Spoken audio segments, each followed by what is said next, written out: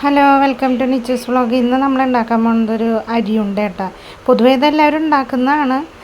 ഞാൻ ഇവിടെ ഇപ്പം ഉള്ളത് UAE-യിലാണ്. അപ്പോൾ ഇത് നമുക്കിവിടെ ഉണ്ടാക്കുമ്പോൾ ഒരു നൊസ്റ്റാൾജി ഫീലാണുള്ളത്.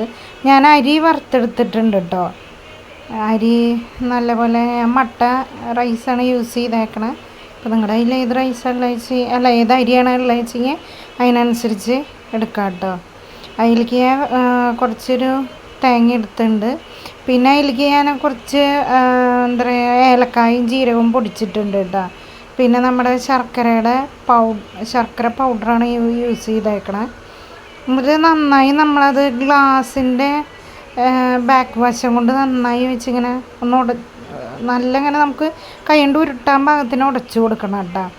നാട്ടിലൊക്കെ അമ്മ മറ്റേ ഈ ഒരലൊക്കെ ഇല്ലേ, അതിലൊക്കെയാണ് ആക്കാറ്. നമ്മളിങ്ങോട്ട് വരുമ്പോൾ അമ്മ അതൊക്കെ കൊടുത്തയക്കും. അരിയുണ്ട കാഷ്യൂ കൊണ്ട് ഉണ്ടാക്കിയിട്ട് ഭയങ്കര നൊസ്റ്റു ഫീലാണല്ലോ.